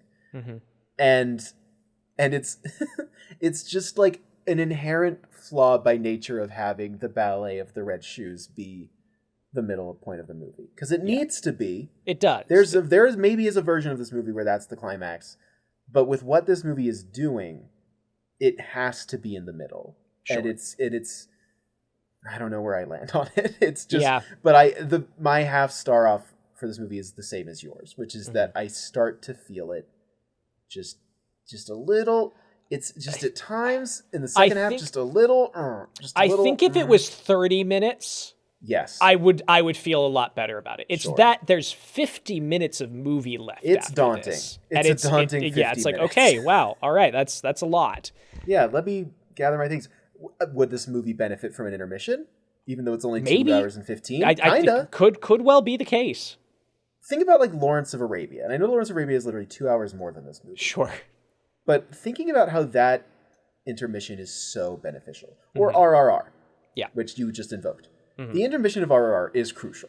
I just saw it in theaters last month for the second time in theaters, and with my brother-in-law who had never seen it before. And we had a 5-minute intermission. The jankiest, we are freezing on this image and putting up a 5-minute timer, and then we'll be back. Good. And it gave us 5 minutes to be like, what do you think? And he's like, it's a lot. It's a lot.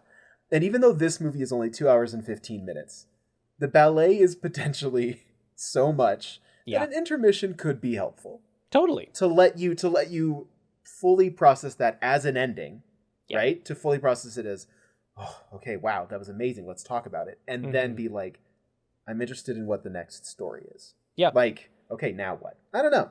I agree. No, I fully agree. If you show it to other people, maybe try an intermission there and see what they think. Not a bad idea. That being said, the ballet happens. Yep. And this summary, of course, does not devote any breakup in sense of. Yeah. I mean, we get a lot of the success of it all. I love that the immediate shot after that is Vicky alone in the dance studio. She's gotten there early. Yeah. She has this really lovely moment with Grisha where he's like, oh, I'm Grisha, by the way. Like, you can call me by my actual name. You've earned that now. You know? It's like, oh, we're friends. Isn't that nice? We're friends. Yes. This is where Grisha really comes into his own. Yep. And we see everybody celebrating them. Lermontov is just like talking into 3 phones at the same time of all these reviews are coming in. I don't know if you saw Blue Moon last year, but it reminded me a lot of that scene of like, you know, just like being pulled a million different ways as all these reviews are coming in. You might have heard a weird little editing glitch right there. We ran into some technical issues, but we are back and better than ever. We're back. So Lermontov is taking all these phone calls. He's doing all this stuff. And Craster comes to him and he's like, hey, how'd you like it? And he's like, I loved it. Here, new thing. Let's work on the new thing. Let's just go straight into it. And so everybody's happy. Everybody's getting what they want. Vicky is called up to Lermontov's office to come and visit with him. And in the hubbub of everybody else, he will just give time to her. He's like, nope, everybody else out. I just need to talk to her. And he basically tells her, he's like, you're going to play all the greats. He's like, you're going to be a great dancer. You're not one yet, but you're going to be. All of the classic parts. We're going to go through the entire ballet canon. It's all going to be you. And I'm going to make you a great dancer. And he gets very like romantic positioning with her. Like she's in a chair and he leans and puts his arm across to the, her lap and is just getting so close and intimate with her. We then see a quick montage of all of these different productions, which all seem like fun, she's having a lot of fun, and every time maybe not every time, but it keeps cutting back to Lermontov. Yes, almost every time, yeah. It keeps cutting back to Lermontov in his office, surrounded by all of the people involved who are telling him what a star Vicky is, what a huge find. He's like, yes, I know, yes, it's all going very well. And we get to see her rise. I love the little detail where he is, we see his hands on a poster, and he circles Vicky's name, and he puts an arrow going all the way to the top billing. He's just making edits, and we get to see, it's really good visual shorthand for, like, her level of success and fame she's achieving. And it also mirrors in the first half, when he takes a call about whether or not Vicky gets to dance in her home theater, the theater she learned to dance in or whatever. And he says, what? Yes, she can dance. And he, like, writes something. because I do want to highlight that's good. that I'm this glad you brought movie that up. does create kind of, in certain points, a reflection of the first half and the second half. Sort of like poetry, it rhymes. Yeah. I leaned a little more Stewart than Lucas, but It was a I'll let bit, slide. it's hard to find Lucas in there, It is. My go-to is We never always, get to hear him. you better be careful what you're saying about R4, otherwise you're gonna get bopped on the head real quick. Gah, gah. That is a delightful video, and I'm so glad that you've shown it to me Yes. and also reference it enough that I remember it. So Yes, thank you, naturally. Everyone go check that out. It's a really good video, George Lucas. So anyway, so yes, she's rising, Yes. and we see all of this. We go one more time back to his office, and he says, hey, he says goodnight to everybody. And he's like, where are you guys going? And he's like, oh, we're all going out. And he's like, I think I'm going to take Vicky out. And so he calls for a table. He's like, a table for two. And they've made a point of everybody has to come and say goodnight to Lermontov. him. Yep. That is something that they have to do. And so he sets he gets a reservation, and they mention, hey, we're going to go out. We're celebrating Grisha's birthday. So that's where everybody else is going. And we see Vicky and Craster head out together, and she says, I haven't said goodbye to Lermontov. And he's like, just this once. It's fine. Like, we're going out. Like, it's going to be fine. Yeah. And up to this point, we, as an audience, aren't super keyed into their romance. Like, we learn about it at the same time as Lermontov, basically, right? Like, we've Pretty seen close. them have their flirtation. Yeah. But, like, this whole montage has such a lengthy amount of time that they even though we've seen them kind of be friendly and kind of have this romance in the scene earlier that you talked about, I don't know, when the first time I watched this, when it is revealed of like, oh, well, they're off together. Yeah. I was kind of like, oh, right. Even though it's like, well, these are the two leads that they've introduced. Right, naturally. And have set up the groundwork for. But I still like that there's a little bit of an element of like, it's not like we've seen them like confess their love and kiss. Like we don't get that moment. Because we get it Lermontov immediately doesn't get after that. this, which is very Exactly. interesting. Yes.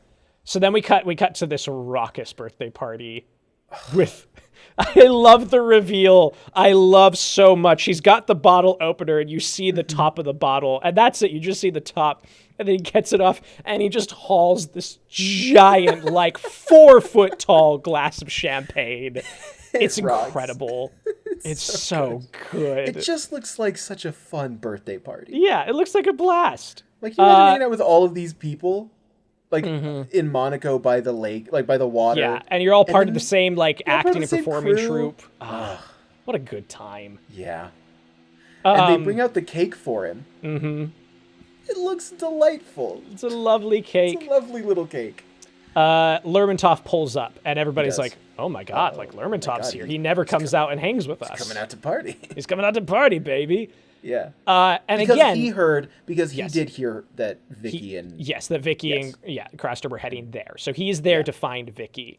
But again, he still plays the modesty role so well. Nice. Like they show up and Grisha's like, sit in the throne, take the big chair. He's like, it's your birthday. Like, sit down. Like, no. You know, like please don't make a fuss. Like, I'm happy to be here. And I love the shot where he's looking around trying to find Vicky and everyone else is just staring at him. Yeah. Like, it's not about Grisha anymore. Everybody's looking at Lermontov. Yeah. And he's like, I see that not everyone of our happy little family is here. Yeah. And is it the artistic director? Is it like the older gentleman? Yes. Yeah. He does like the backdrops. Yeah.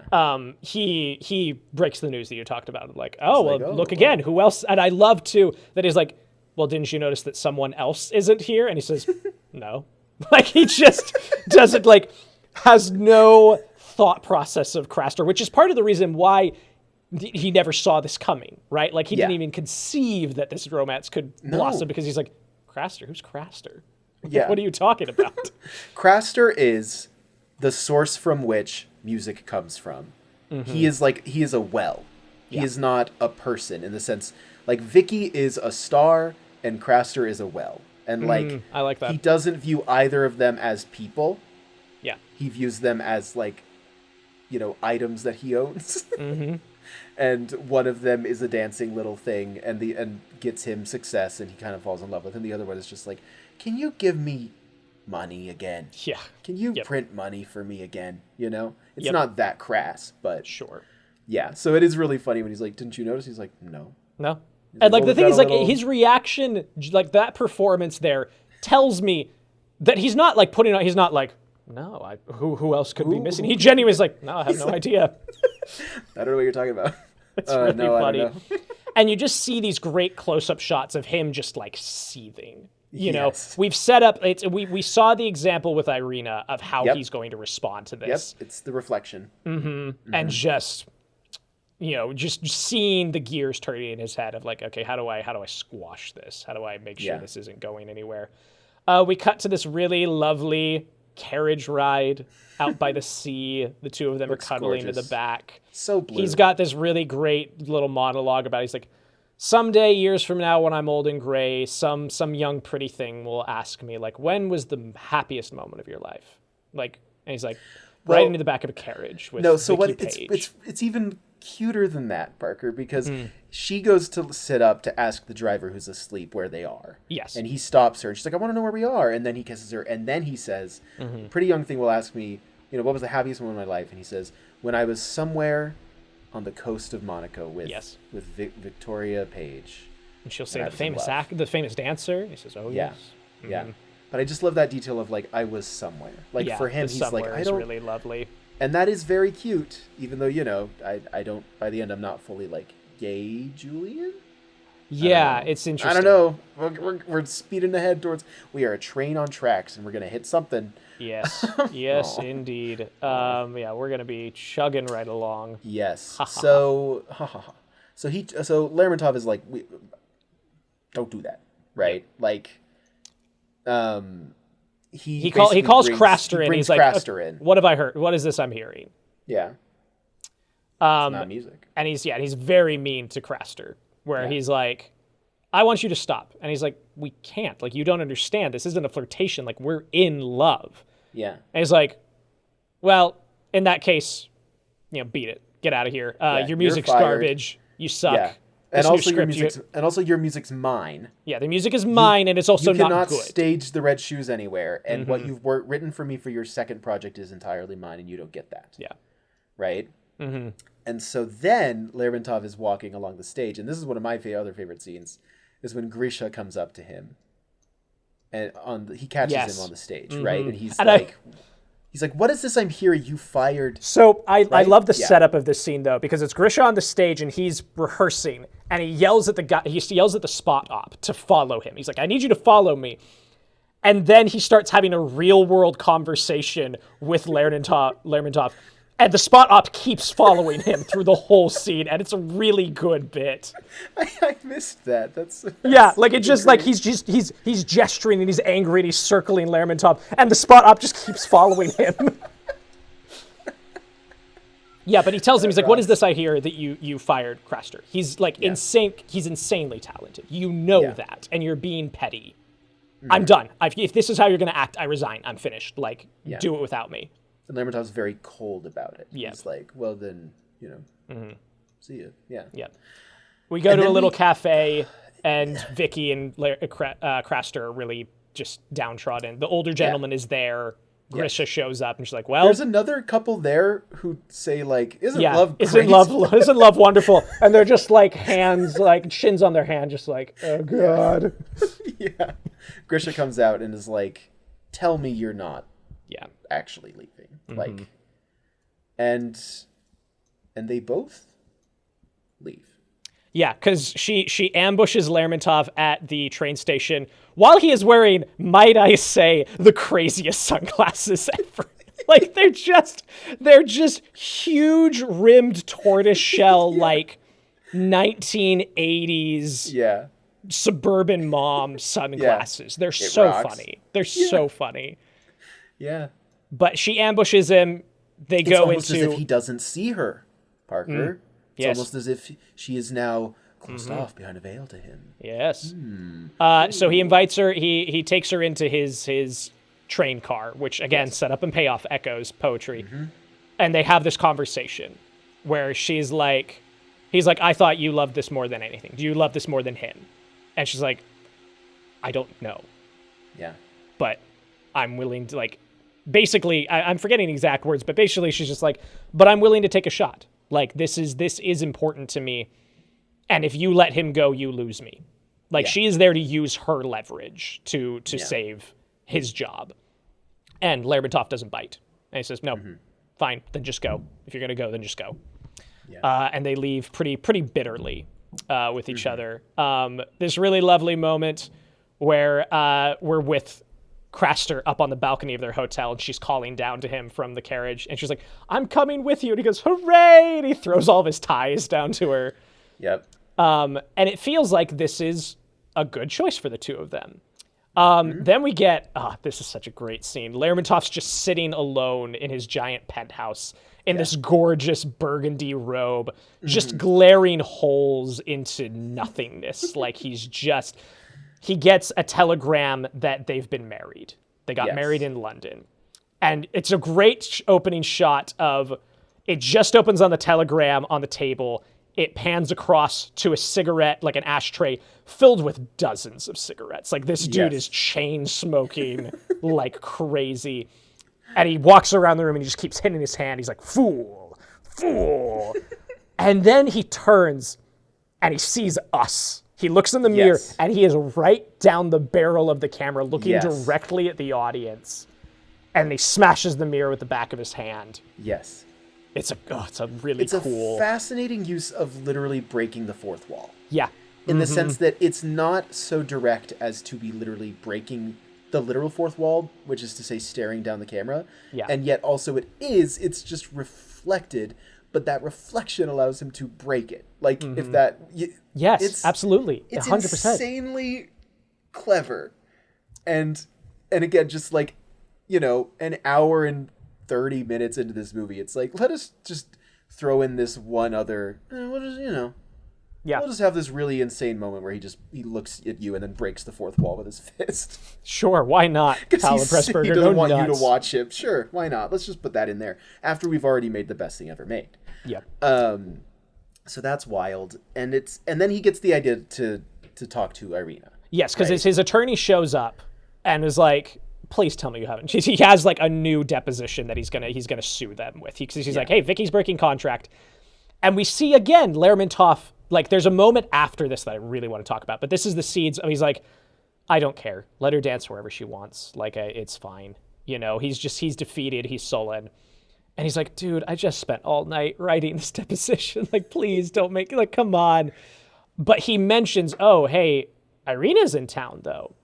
Can you arrange a meeting? And he's like, don't arrange it, as if by chance. Like, he's like, set it up so that we can meet by chance. Yes. Yep. He's at some fashion show. Which She's speaks there. to his manipulation. Yes. This is kind of a peek behind the curtain of this is how he thinks. This is what he does. Another great edit of she walks into the courtyard and she goes, Lermontov. And he stands to address her. And we dissolve into her performing, Swan Lake. It's like, okay, cool. We don't need to go back to any of this. This is efficient storytelling, right? Yeah. Yep. And then we're back in the office again. They're discussing the new ballet. Everybody else around him is opening letters from Craster and from Vicky, and they're talking about how well they're doing and all of this stuff. And he's like, let me see that. Why don't you give me those letters? I want to see those letters. I'm like, yeah, sure, boss, whatever. Except for the old man, because when they leave, he's like, how could I have given him my letter from Vicky? She calls him a monster. Like, I'm not going to give him that letter, Yeah. And it's just about how happy they are and all of this stuff. And this is the moment that, like, I don't know what to make of Lermontov. Because he's sitting there alone. No one else is observing him. He's read through this letter. He just sits there for a moment. And he's even, in his mind, shut us out. Yeah. Right? Like, he thinks that he's entirely alone for maybe the first time in the movie. Yep. Right? Yeah, and so he is like, it's such good editing because he's got a piece of Craster's new score on his desk, and he's got this letter from Vicky. And before this moment that I'm talking about, we then go to Vicky and Craster in their apartment. And they're both sitting in bed, and neither one can sleep. I love their separate beds, because, code.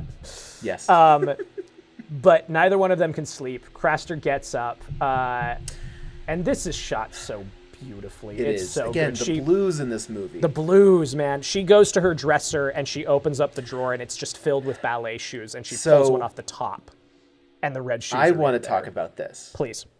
I love that because Craster goes off. He walks out to play music, so he's playing on the piano in the other room. Victoria gets out of bed, opens her dresser, pulls out some ballet shoes, and the red shoes are in the dresser. They're in the drawer. My question is, are they really there? And if they are, does she see them? Yeah. Because this ties into my question about her victimhood, right? Uh-huh. Are they literally there as a foreboding symbol? Or are they there, even if, whether they're physically there or not, their appearance in the drawer, is it foreboding for her, or is it as an option for her? See, I think Like, it's foreboding because she, or is it a choice? I'm watching it again right now, and she doesn't even notice them. She's that's what I holding mean. the other shoes. That's why I question if they're even it's really it's a great point. I think it could be entirely symbolic, which is so interesting, really and cool, haunting in a very strange way. Yes. I mean, maybe not strange, because we know the fairy tale, and we know Lermontov himself said she died. But the shot that she has when she comes through the door, and it's just him candlelit sitting at the piano, like, talk about the blues and the yellows, man. Like, just go watch this movie. Movies should, and I know this goes around a lot, movies should look like this. Yeah, please bring back Technicolor, man. I saw the drama last night. Fun movie. Yeah. Very interesting ideas and a good question at the core of it. The entire time I could not shake, like, this is what movies look like now. And and it's fine and it's real and this is what reality looks like. But having watched The Red Shoes the night before, I was just like, yeah. Another wrinkle to your premise though here is she comes to the piano, they cuddle, he continues to play for her, and then we dissolve back to her letter. Yeah. So is what we just saw Lermontov thinking about her and what must be going on, or is it actually happening? Did we actually move space? I don't know. But this is the moment of what I can't make about Lermontov, is that he sits down and he pulls out a piece of paper and he just starts to write, and he's starting to write a letter. He says, "My dear Vicky." And we don't know what else he's going to say. And suddenly his assistant bursts into the room and he says, "I've got great news. The Countess, this lady from the beginning, she's in town. Her niece will be there." Yeah. And Lermontov tears up the letter, like, just gives up immediately on whatever, like, the way I read this is that he is finally going to come mask off to Vicky and say, "I am swallowing my pride. Please come back. I need you. I miss you." Whether that is artistically or romantically, we don't know. But it is a moment of him finally conceding to actually be vulnerable. And when presented with an opportunity for manipulation, shuts it out completely. Immediately. Oh, great. Oh, thank God. Oh, thank God I don't have to feel a human emotion. Thank God I don't have to, like, plead or express myself. I can simply manipulate her I can again. simply go back to doing what I... Like, just this look of, like... He closes his eyes in such relief as he tears up the letter. I'm like, good God, man. What I a think piece you're of reading work. that. I agree with your read on that. Of, like, he is going to write something sincere. Mm-hmm.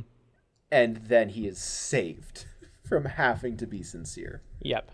And so... Train's pulling into the station. Okay. Supposing that the scene with Julian and Victoria and Vicky in their apartment is real. Okay. These two scenes mirror each other in a sense. Mm-hmm.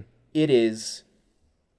Well, they don't really mirror each other, but they're about similar things. Sure. Which is Vicky being tempted by the ballet shoes, and then going to choose Julian. Yeah. Like, right? She goes to the piano and they embrace. Yes.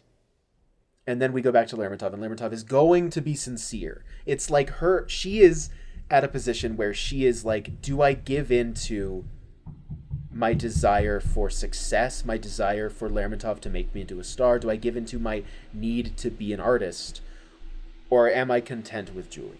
right, as a wife in this situation. And then we go to Lermontov, and he's like, do I give up being an asshole? Yeah. It's an inverse of Vicky's decision in that scene, right? He is like, do I choose sincerity, or do I choose, oh, actually, no, of course, I'm going to choose what I've always done, right? Yeah, and that's a really good point. But you could also similarly frame, again, depending on what you want Vicky to choose, you could also view them as mirrors of each other, in the sense that Vicky is like, do I go with the right choice for me, which is to dance and to be an artist, or do I stick with this love that I have? Because ultimately, I don't think the movie is asking us to decide for Vicky what is the right choice here. No. I think that the ultimate point of the movie is that choices are being forced upon her. Right? Yeah, it is absolutely. Let's get to the ending. So he ambushes her again. The movie parallels all over the place. Yep. He ambushes her at the train station. Yep. Goes in, same train car, same green walls. And this scene, like, I know that this aspect of the relationship is not textual, but good God, this whole scene in the boxcar, like, feels like they're going to have sex. Yeah, like, it feels like she is cheating on Craster to be here and having this conversation right now. Yeah. Because everything about it, like, her reactions to him, the way she lights up, like, and just this temptation he's offering to her, you know, of like, I need you, come back and dance the red shoes for us again. No one else can do it but you. Yeah. And she makes mention, she's like, I haven't danced much since I left. He's like, I know, I've checked every single time you've danced. You know, I've kept tabs on you. I know. And is just like, it's just this Faustian deal with the devil where he's like, I can make you what you want to be. And you can see in her, like, this scene, coming back to your pin at the very beginning of this. Yeah. I think it is a consensual seduction on her part. I think she wants this. She wants to be made great by him in her eyes, right? Yeah. Which is so interesting because, and that's maybe like another like part of my half star if I really drill down into this movie, is like the tragedy of Vicky not being able to self-actualize outside of the men in her life and not seeing that she is a great dancer. She has become a great dancer. Yes, through the help of Lermontov, 100%, but that does not mean he owns her dance, because she was a good and great dancer before him. Yes. He brought out all of these wonderful things in her, but like, I read it as the reason she isn't dancing when she could be with any other ballet company in the world, is because she is completely under the siren song spell of what Lermontov offers to her. This idea of greatness and that it cannot be achieved without his help. She's lost to it completely and utterly. I mean, they similarly, like, he is like, the Red Shoes will never be performed without her. Mm-hmm. And she has kind of maybe unconsciously made the decision of like, I won't dance unless it's for him. Yes. They're in this together in that way. Yeah. So she is, you know, they go in on this together. Yep. And the opening night is the same as Julian's new opera in London. Mm-hmm. And she's listening to the radio, and the radio's like, oh, there's an announcement being made. And then the guy's like, you know, Julian Craster, the composer, cannot be here. The orchestra will instead he's fallen ill. Mm-hmm. The orchestra will instead be conducted by blank, blah, blah, blah. When this happened, I thought he died. That was the first reaction I had, was like, oh, Julian's dead and is like, or is dying, and she won't be there because of this. That was the first thought I had when I watched this. But instead, she turns around. It's a great reveal. And he's there. Yep. And he's like, you missed, you know, you're doing this. Yeah. And again, it's this is why the other scene feels so much like cheating, because she didn't tell him she was doing this. She didn't tell him that she was coming back to the ballet company. Yeah. And so my question to you is like, are you and also is the film in the corner of Vicky and Julian? Because to me, I am. I have no reason not to be. Yeah. Until this last scene in which it is literally two men saying, well, it's either this or this. Yeah. They're like, either you don't dance and you're with me, or you do dance and I leave you. Right. And that is the tragedy of the movie, is that, well, she is killed by not being allowed to be free of the red shoes, to not just be her own person. Yeah. Right. That's kind of my read. And so I turned so strongly on Julian in this scene. Mm-hmm. And so watching it the second time for the entire thing, I was not rooting for their romance. But I was curious for you as a first-time viewer what your feelings were on it.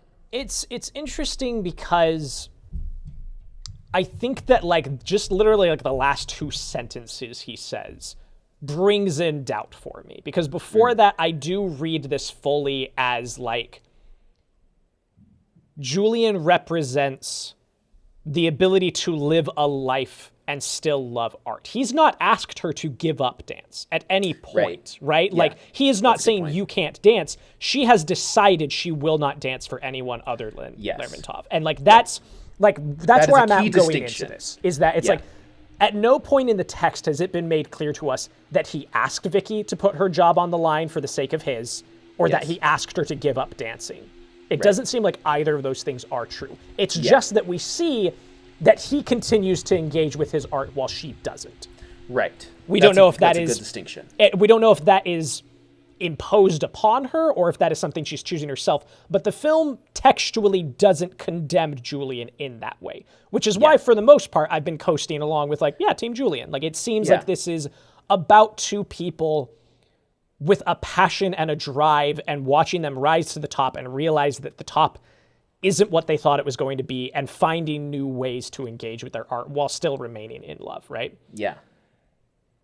And there is some resistance I meet with this, if you dance for him, I'll leave you. Yeah. The thing that still keeps me a bit buoying with Julian is watching the way that Lermontov turns into a cartoon villain in this scene. He becomes the devil. The mask completely comes off here. And it is just that he is conniving and manipulative and horrible.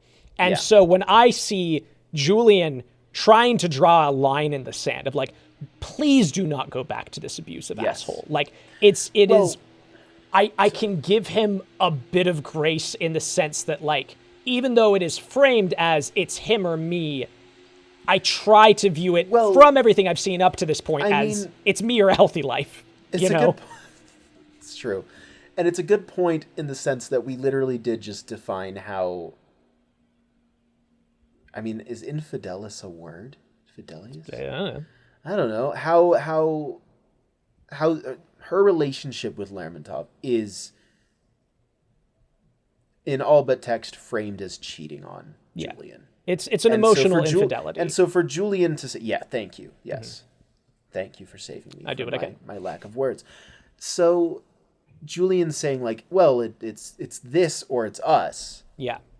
Does make sense in that connotation. I hadn't fully bridged those 2 thoughts. Yeah, like, because I totally see where you're coming from. Like, that read makes a lot of sense to me. Taking a step back and looking at the text that is available, it does feel like it is a justifiable conversation to have of, okay, you lied to me about this thing, and I'm here to say, please come home with me. I'm not asking you to give up dance. I'm asking you to give up him. Can you do that? Can you just give up him? Yeah. And she can't. And that is connected to dance, right? Like, right. And I guess for me, that scene we were talking about earlier is maybe the only reason that it's ever been painted as she feels she has to choose Julian over dance is the scene where she looks at the shoes in her dresser. Yes. And then has to set them down and then walk over to Julian at the piano. Like, that does color it in a certain way that I still am curious about. But I think overall, I agree with what you're saying. In fairness to what you're saying, like, I don't have the script pulled up in front of me and the captions aren't working right now, but I do remember that she turns to him and she says, I only love, like, I don't love anyone else but you. Nobody else but you, Julian. And this crestfallen look of him realizing that she may not love Lermontov, but she loves this world he offers her more than she loves him. Yeah. And that's the admission of guilt on her part, is that she's like, I am confessing to you through omission that I love the Ballet Lermontov more than I love you. Yeah. The vision that I have for my future is something that I desire more than a future together in that moment. Yeah. And that's the thing, is that like that's why, taking a step back, I don't feel as condemning of Julian, because drilling into it doesn't read to me anyway, that he's asking her, do you love me or do you love ballet? It's, do you love this ballet or do you love me? And she says, I love this ballet. And he's like, okay, then goodbye. I'm leaving then. Yeah. And so then tying it back to the shadow in the ballet of the cobbler becoming Lermontov, becoming Julian. Yes. That to me reads as, these are all seen as traps. Yeah. And so again, if you interpret that as traps keeping her from, because Julian is very much interesting. I don't know. I wonder if it's interesting. Is the vision of safety offered in the ballet a career separate from Lermontov? Because it's clear that the career with Ballet Lermontov is what ultimately drives her to her demise. Yeah. That is what the movie is communicating from the very beginning. Mm-hmm. And so I suppose it's like Lermontov and Julian both symbolize different traps that keep her from a life in her art form. Yes, because I love this. I love this train of thought, because one of those traps is insidious and the other one isn't, but they're both still traps. Like, yes, Lermontov keeps her hungry, Julian keeps her satisfied.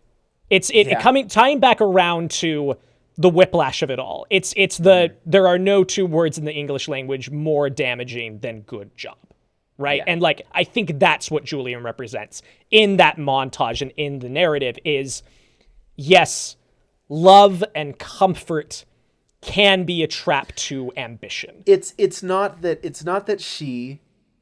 Julian asked her to stop dancing. It's that in her love with Julian, she just found herself satisfied in a different way. Yes. But not by what she truly wants, which is to dance. Right. Because ultimately the thing that she said to Lermontov at the party at the very beginning is true. Yeah. She must dance. Mm-hmm. Wow. Yeah, look at that. I love when we have like the therapy breakthrough on this podcast. Really good, huh? Just about somebody else's, like a fictional person's shit. I hope that there's like an alternate universe out there where people have a podcast about my life, and I wish I could listen to it so that they could just like break down all of my shit. It's good. And just be like, so I think yeah. Anyway, all right. Yeah. So this scene happens. Yeah. And then Julian leaves. Mm-hmm. And Craster is just sitting there cradling her, and he's like, "You will be great. You will be everything. Lermontov, I will mold you. I will make you." Yes. And her basically her chambermaid, the assistant, is walking her out. And we cut down to the shoes, and she starts moving back, and we get another one of those horrified close-ups. It's the same expression, but we aren't on the stage anymore. The ballet has not started. It's real life, and suddenly, we're here. Yeah, this is real. Oh. And then the stagger backwards is incredible. The music. That's why you get a dancer who can act. Yes. Oh my God. Bring the dancing into the physicality of the real world. The crane shot of her feet going down the spiral staircase. Oh my God. Holy shit. And the double, it repeats itself. It plays twice. The cut. Focusing, we never see her face again. Other than just that, terrified look, right? We see her at the end, but it's not a close-up. It's just the shoes here. The train is coming. Craster is looking upset. He somehow senses her coming. He can just feel her presence. She rushes to the balcony. The same balcony that they had their little meet cute on. Uh-huh. The train, the steam comes rolling by. He screams no. And then we get to the wide shot as the train comes screeching to a halt. I love Lermontov, like the overture ends and nothing's happened. Yes. Nobody's come out, the shoes aren't there, and the conductor's really upset. He just huffs. Lermontov comes out and the spotlight's on him. And just this he's staggering ghost, delivery. Man. He's just... Ladies and gentlemen. Just like a solid 2-second pause between every word. It's just... And like the way his like arm, he can't move above his shoulder. Like his arms just articulate at the elbow. He's frozen in fright. He is paralyzed. And we're at a wide, like we don't get close up on him either. Like we're still in the audience perspective. We are at a distance. We're at a distance of all of this. And then it pushes in. Which is especially jarring because the last time the ballet was performed, we were let in to the world. Yeah. And it's like the ballet is not happening in that same way. We are at a distance at this moment. Yeah. And his performance here, like it's almost like he's possessed. Like you watch like the way his lips form around the words where he's like, but I think it would be her wish for us to do it anyway. Like it just like it's like he's physically painful. Yeah, like it feels like it is just so physically painful for him. It's a great piece of horror performance at the end of this movie. It's great. And then just, the haunting imagery. We go back. We see the camera moves along her body again. Not a close up. Not yet. We're still at the ballet. Oh, we're still at the ballet. We're still because the ballet. The last shot is the removal. Okay, we get the opening of the ballet, and she's just not there. Not there. The spotlight on nothing. The spotlight moves as if she is there. The spotlight on nothing is so haunting. It's oh my god. And then we cut back out to the train, and she's out on the stretcher. And she's bloodied. And even then, like, we only see her from this low angle, and she asks Julian to take the shoes off. She's like, please take off the red shoes. And he does. And then we come back to the ballet. Lermontov is up in his booth, just, like, in a daze. Just, like, not even there.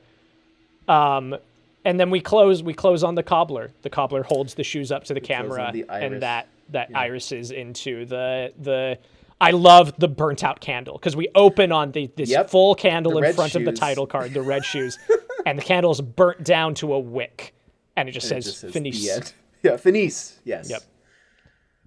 And that's the red shoes. Man. It's I might have to go back and give it a 5-star, man. Like I still stand by what I said. Yes. But also like, good Lord, this movie. Yeah. Yep. Uh-huh. Yeah, wow. Just wow. I love this from art director Hein Heckroth, who said of the ballet, "We have tried to make our ballet sequence subjective as well as objective. Yeah. When the girl is dancing, she feels she is a bird, a flower, a cloud. When the spotlight hits her, she feels she is alone on a small island with waves breaking around. The figure of the conductor melts in turn into the form of the impresario, the magician, the lover, and at last into a figure made of newspapers." And just, I mean, it's subjective as well as objective. It is a subjective and objective ballet. But the whole movie, I mean, good movie, man. Good movie. It's pretty undeniable. I mean, talk about subjective and objective. Should we do criteria? Or do you have anything else you want to say about the red shoes? I think we can get to the criteria. Like, yeah. So, historical and technical relevance. It does pass the Simpsons rule. It does pass the Simpsons test. Very beginning of the episode, which is not the most important criteria. No, but I think it's worth bringing up. But it's worth bringing up. I mean, Marty has done the Lord's work. Yeah. To give this movie its patron saint Martin Scorsese technical relevance. Yeah. I don't know if it's enough to knock Kane. I don't think so. Like it is so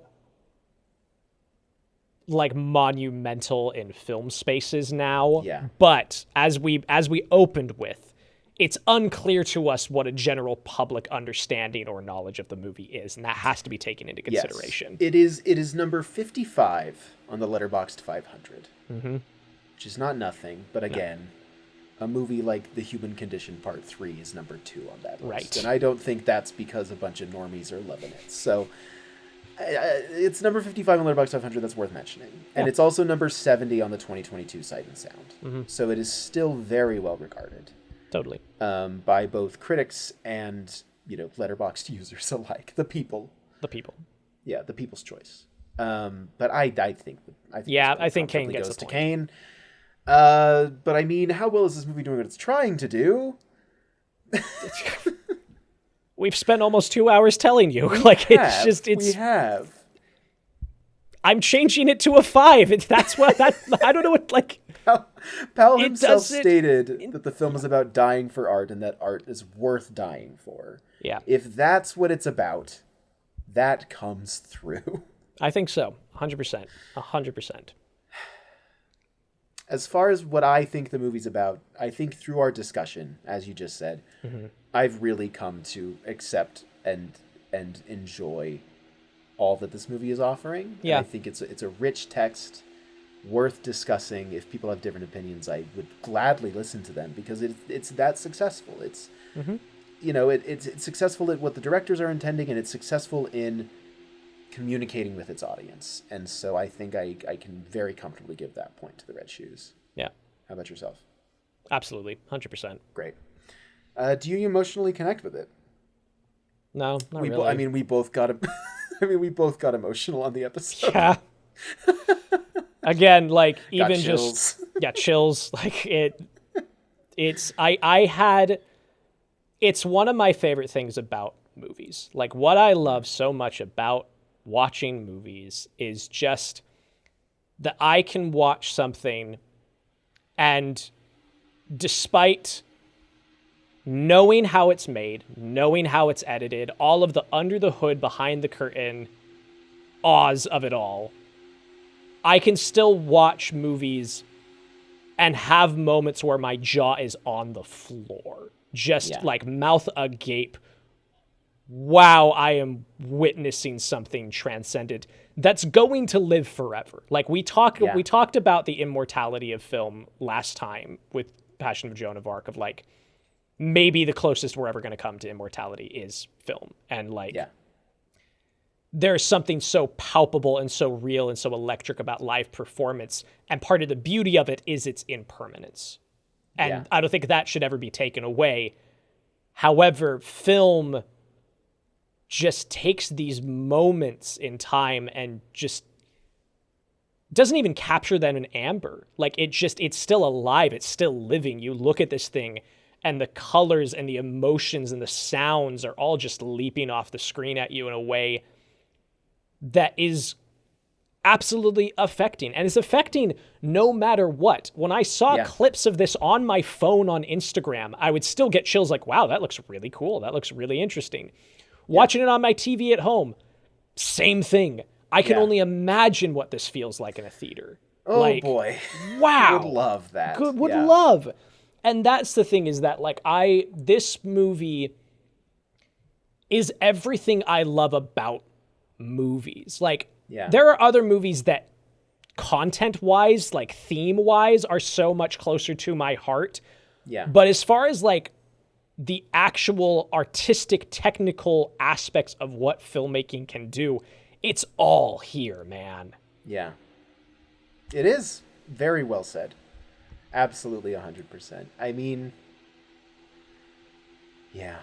It's just, and I mean, that's something that's really interesting about the ballet in this, is you talk about the impermanence of live performance and of theater, and how that is a beautiful thing. And also we touched on the subjectivity of being an audience member in a theater production. It's so interesting how theater is okay, this is being performed live for an entire audience that are all seeing the same thing. And it can be so subjective based on what you choose to look at.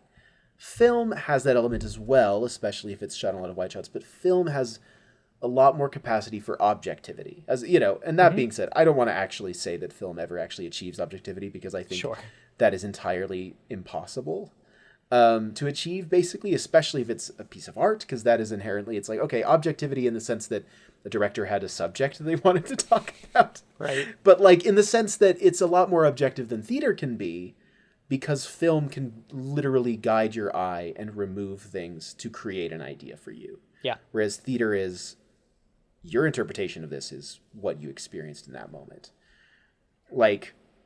And so just to say this, like, I do think that The Red Shoes is particularly special when we talk about the immortality of film, because it is combining subjectivity and objectivity, as the art director said, in that ballet sequence to create something that feels entirely